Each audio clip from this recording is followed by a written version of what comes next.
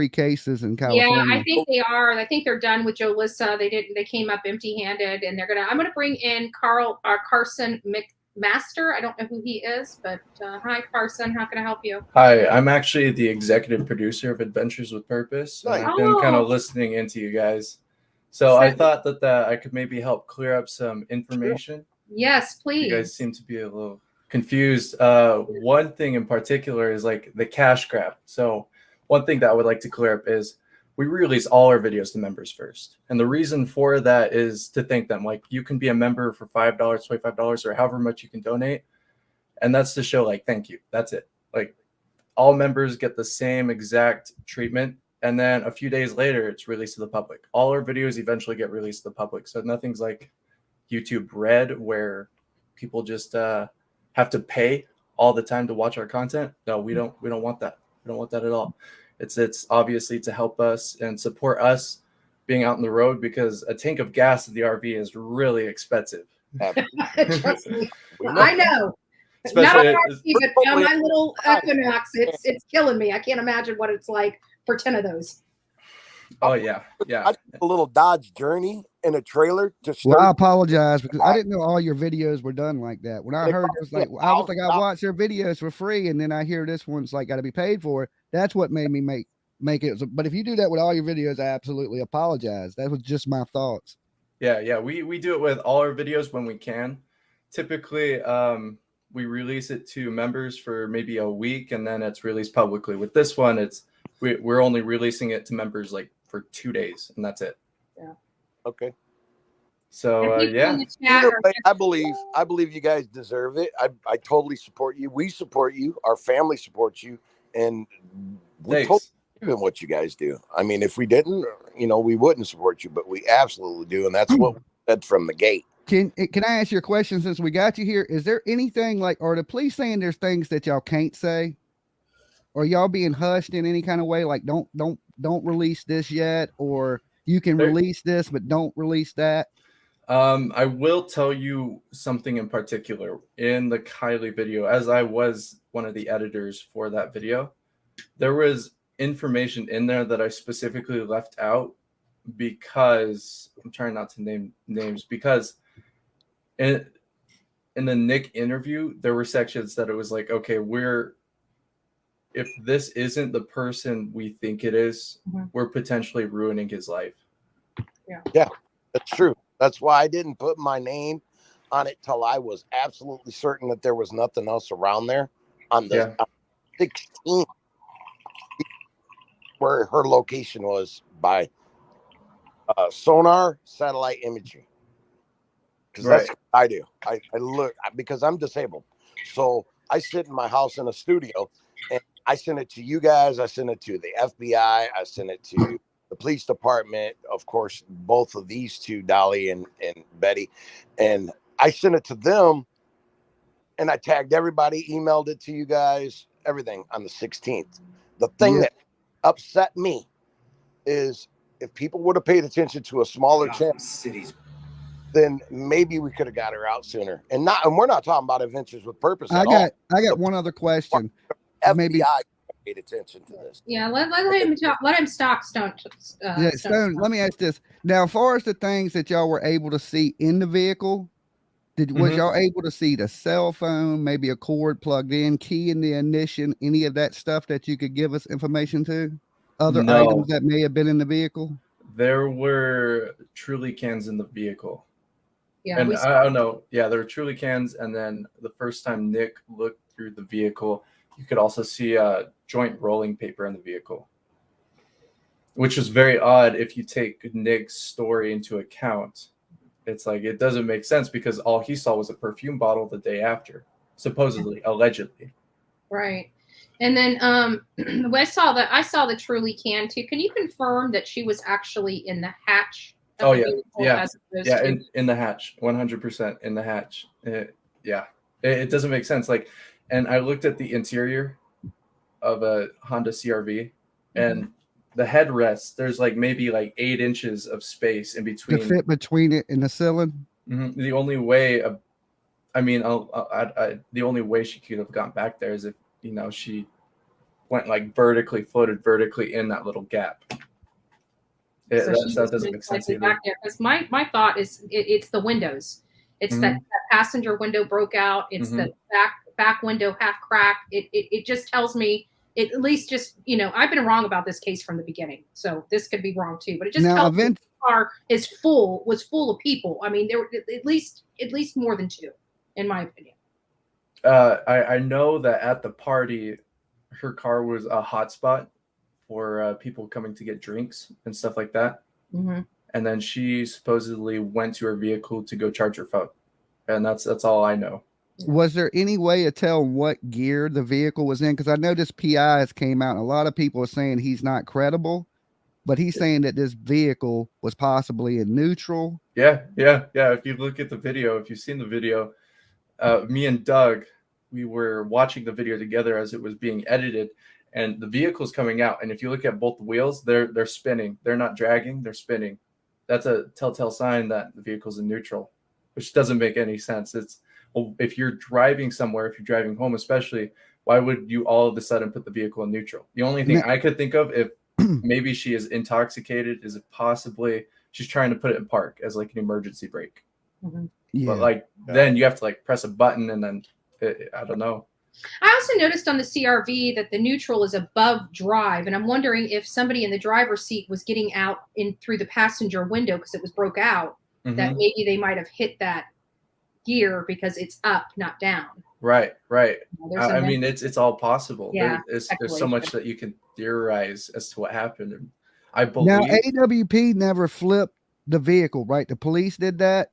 Yeah, we got kicked off the scene after FBI showed up. So the driver's window busted when they flipped the vehicle. No, the driver's side window was already busted.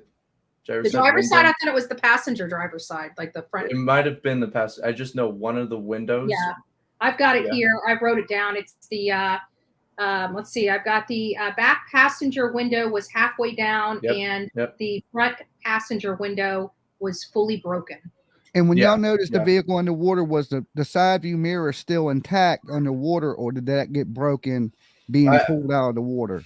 I don't know. I don't know, to be honest. It all happened really fast. Like the moment Nick went down, it was super quick. And then it was his first time assessing a vehicle. No offense to Nick, but you know, if Doug was down there, he would have done a more full assessment. But it was great training for Nick, as he is a new diver. We're trying to get new 2 teams out on the road. Yeah, and doing a great job. I have to applaud you guys 100%, and I'm a big supporter of you guys. Have for years. So yeah, I just learned about you guys not too long ago. So I've been trying to binge watch the stuff to catch up with what you guys do and understand how y'all do it. You know, now, what do you think about law enforcement when they gave y'all guys the map and said, hey, we searched here? How did they overlook something that was just right off the bank like that? Is that common that the police overlook something? With a newer vehicle, it comes up differently on sonar. 100%. A newer vehicle will give you misreads, and that's because an older vehicle will have sediment built up on the top layer of the vehicle for it to absorb sonar a lot better. Yep. So, you know, it's very likely that they could have missed it, but it, you know, also plays into the theory of what if this is foul play, if whoever found out that law enforcement searched that lake, if they just put her in there, like maybe after. Yeah, that's what some speculation is, but that we've been hearing about on the internet. You know, I just don't want to believe that children can do something like this, but it is apparent to me that something else more definitely it appears that more went on out there than Carson. I noticed you said that you don't think it's possible that the body could have floated back there. So does that make you lean more towards this is some type of foul play? Yes. I'm gonna go confidently and say like 90% of me wants to lean towards foul play. But you know, I'm not an expert. I'm simply just a cameraman. That's up to the investigators to decide, the FBI, people who get paid to do that versus me. I just film the episodes and cut them together. Yeah. Well, we appreciate all the work that you guys all do. We do. Down. When you said, Go ahead. not to cut you, I'm sorry, Betty, there's a little delay, so I don't mean to keep talking over you. When you say that there was these alcohol cans in there, I mean, a rough estimate, she have a 6-pack in there, she have a 12-pack in the vehicle. Were they floating around everywhere in the vehicle? In the section that's blurred, you can see a package of Trulies. So it very well could have been a 6-pack. And then you see cans scattered throughout the vehicle. So, I mean, I think she's like 119 pounds. So either way, she's going to be a lightweight. Much. Yeah, it ain't going to take much. Mm-hmm. But the hot spot, right? Yeah, she was the hot spot, which doesn't make sense for there to be alcohol in her vehicle, because, you know, people are going to take the alcohol, go back to the party, go drink over there. Right. Unless they're keeping an eye on this girl at the party and they want to be near her. And she went to the party with her best friend Magdalene, and then Magdalene left the party early to go be with her boyfriend, and then that's when she met up with Sammy, and then Sammy's just a party friend supposedly, like, this is just what I've heard. So they're not like best friends, so they would come in contact every now and then separate, go do their own thing. But pretty much Kylie was there alone at a party of 300 people. She's 119 pounds, like 5'9", like it's just not safe, especially if there's drinking and drugging involved at this party. Yeah, sure. Now, when you was on the bank of that water, did you see any signs on that beach of any type of car that could have went in the water? Was no tracks, no dip in the dirt, nothing? Me personally, no. I can't speak for everyone else on the team. But did other vehicles riding out there, could you see those vehicles leaving tracks out there?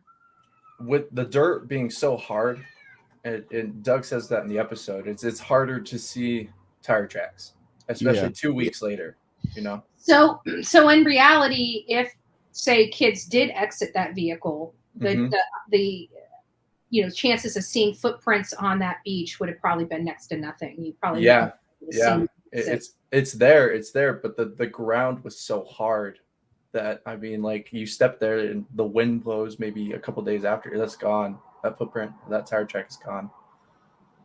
Yep. But I know the FBI, they kicked us off scene to do investigating as to tire tracks, footprints, any sort of evidence that they could find. Yep. Yeah. I'm still at awe at how they you know, I keep trying to tell people, don't beat up on law enforcement. We need to be thankful that law enforcement, you know, worked with you guys. They didn't have to do that. But, you know, I keep wondering how they missed this, because even when you guys did the drone footage, when I went back there, you could see it clear as day. Right. You could see it. You could see it so clear. And that's a big question that media is telling the entire public is, how did a rookie sleuth dive team come in just 2 days and find her when law enforcement, 19 different agencies couldn't? And, you know, the simple answer is that they're looking for vehicles maybe once or twice a year versus us. We're doing it every single day. You know, we have the experience. And then sonar is very new. It's adapting every day, every year, where it's not necessarily a thing that's standardized and taught. And it's not, people don't go missing in their county every single day where they have to. Has AWP thought about training the police and using the type of technology that y'all use? Because I noticed that I thought that the police tried to take a little credit away from you guys. So, you know, that's just, you know, because they didn't want to feel like they got just overplowed by, like you said, some people off YouTube, and they kind of took credit for it. Like, yeah, we shared information that nobody had with AWP. So did the police give any information that nobody else had? I know Doug was working closely with the sergeant on scene to see if he could find any new information, but that doesn't stop our search tactics. Yeah, we're going to search all the bodies of water of the area and then make a 5-mile radius. But in this case, we did a 10-mile radius, just because if you live in a rural area, you know, 30 minutes ain't nothing. I live in a rural area and I got to drive 30 minutes into town. So that 5-mile radius doesn't apply to every single case. Yeah. Yep. As far as credit goes, you know, honestly, it doesn't bother me if law enforcement decides to take credit. We only have one goal, and that's just to find Kylie or to find whoever we're looking for. That's my goal too. That's all I care. Now, I know y'all were working 3 cases in the California area, the JOLISSA case. Fuentes. Yep. And I seen y'all had searched. I started following y'all right before that, and y'all had searched, and no luck in the lake when y'all searched for her. Who is the third person that you're looking for in California? See, I am not exactly sure because after the Kiely Rodni case happened, they needed an editor to edit these 2 days. So me and our editor, Cade Pig, we basically sat down, bunkered up, and then tried to get this out as fast as possible. And so all the other cases, we had our new camera guy, Devin, and then Josh and Doug and Nick, they went and continued their trip while we bunkered down and tried to finish this. Okay, I got you. Do you guys have I know that you're one diver, he's new to it. I can't imagine what he saw underwater. Yeah. Too. Mm-hmm. Do you guys get some kind of counseling to help deal with the stuff that you guys see on a daily basis? Yeah, we no, but we have such a good support system just with each other that I almost feel like it's unneeded. A lot of times you'll see in comments, it's like, make sure you hug each other, make sure you guys are doing mentally. We're all doing great, all mentally. We That's recognize awesome. that this is a job. One case in particular that really got to me was the Jed Hall case. And that one was really just disheartening and heartbreaking. But besides that one, we're all there for each other. We all understand that this is a job and we have to be professional. Sure. Yeah, I had watched one that was similar to this too, with a young man that was at a party and he drove his car into the lake, leaving the party. I guess they were out there driving high speeds, and he had I guess he was missing for like 7 years. Mm-hmm. He was in a Jetta or something on y'all stuff, and I was like, wow, that's similar. They were out there at a big party. He leaves and just drives into a lake. It don't seem like it's uncommon for somebody to get intoxicated. But I noticed when you went down there to that thing, it looked like the cars had to go around a big curve before it even straightened out to go to the lake. And if she's that intoxicated, how did she make it around them trees, them curvy roads, around that bend, and then straight into a lake? It don't make a lot of sense to me. It's like a drunk person would have hit the first 3 trees backing out. Right. It almost seems like she did have to go out of the way to get to that spot that she was at. But I mean, again, you really just don't know until FBI gives a confirmation. One other question, because I know bodies, they say, underwater can be different depending on the temperature, depending on fish, what got to her. You're talking about the decomposition process, right? Yeah, the decomposition process. Was she in a recognizable state? Is what was she really bad? No, 2 weeks, it's nothing, compared to some other unfortunate cases we've been a part of. She was recognizable. Okay. What was the most challenging obstacle with the Kiely Rodni case that you can think of? Challenging obstacle, just the fact that this was new. This was new for all of us. The fact that she was missing only for 2 weeks and then we decided to go search. We've never had much of anything like that. Her being 16 years old, just graduated from high school with high honors, going to med school. It's an unfortunate circumstances that took place, and we've never dealt with cases like this. We've always took on cases when the family knows, hey, they've been missing for this time. We know they're gone. Just please help us. Please help us find our missing loved one. But when it comes to this, families are still going through the grieving process through denial. Like, I hope she's still out there. I hope she comes home. I just want to hug my child. Yeah. And then to bring those answers as to your daughter's not coming home. Yeah, and I want to bring one more thing up. So there was this investigator that was out there with you guys that goes by SF Investigates. Now he's been putting a lot of crazy rumors. Oh, is this the Twitter guy? The Twitter guy, yes. I want to bring up to you about the Twitter guy. And he was saying now, because we talked about last night that AWP didn't notify the parents, but then we seen pictures of AWP with the father and the granddad out there, and they're watching the vehicle being pulled out the water. Yeah. Like, I don't know how he could come out there and say these things. We tried to reach out to family prior to our investigation. However, sometimes we don't always get in touch with who we need to. In the video, who we contact is Lori, and she's the aunt, and then the grandma, Sally.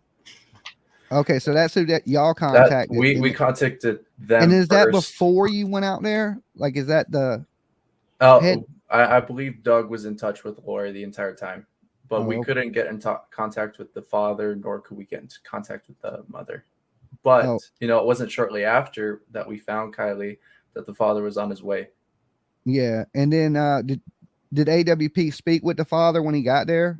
Yeah. We told him everything that we knew. Oh, okay. So what I think the investigator thinks there's foul play too. And I lean towards foul play, and it sounds like you lean towards foul play. But I think the police, what do you think the police are? I don't know. I think it's going to be it was a tragic accident. I don't think the police are going to go diving too deep into the kids.